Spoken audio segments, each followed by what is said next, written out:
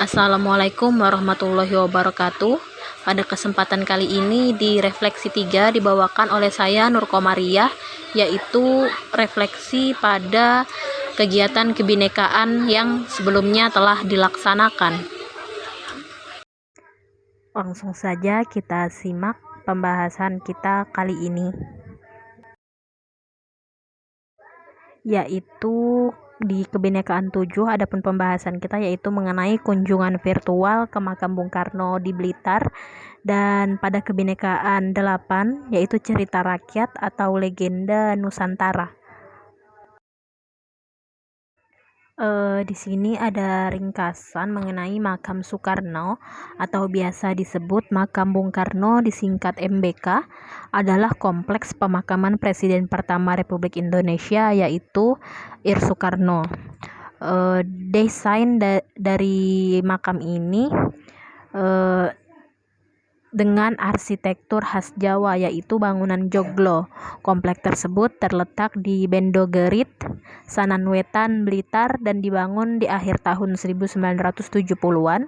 Ratusan ribu peziarah baik rohani maupun politik mengunjungi makam tersebut setiap tahunnya. Di sini pengunjung atau wisatawan itu tidak berasal hanya dari satu agama, tetapi melainkan dari berbagai suku dan agama yang mau mengenang presiden pertama kita yaitu Ir Soekarno. Yang dimaksudkan bahwa kunjungan mereka di sini untuk kembali merasakan semangat nasionalisme dan solidaritas sebagaimana presentasi dan pengenalan mengenai makam Bung Karno ini yang dibawakan oleh Pak Aditya dan Kak mentor kita, Kak Arju.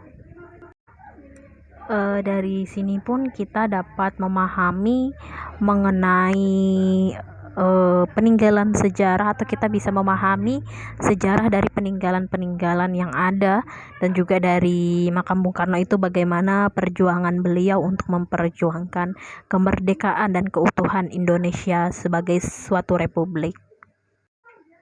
Mungkin itu sedikit mengenai kunjungan virtual ke makamnya Bung Karno.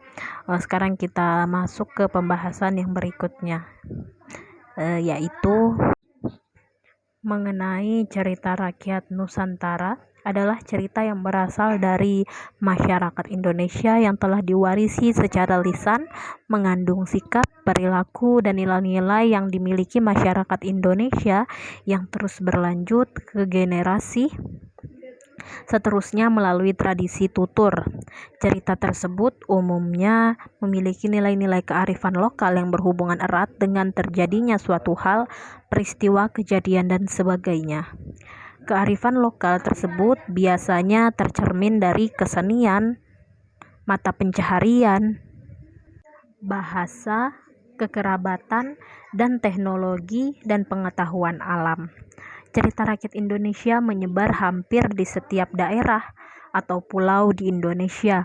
Beberapa cerita terkadang memiliki kesamaan, namun tetap memiliki sisi kekhasan warga setempat. Cerita rakyat Indonesia menjadi salah satu tradisi tutur yang harus dijaga agar tidak punah. Keanekaragaman cerita ini menjadi salah satu bukti tentang beragamnya kebudayaan yang ada di Indonesia. Sesuatu yang menarik bagi saya mengenai yang kemarin teman-teman masing-masing presentasikan dan saya juga ikut mempresentasikan, itu ada beberapa cerita yang hampir mirip. Legenda itu ada yang hampir mirip, tetapi ternyata berdasarkan kearifan lokal masing-masing daerah menjadi sedikit berbeda, namun pada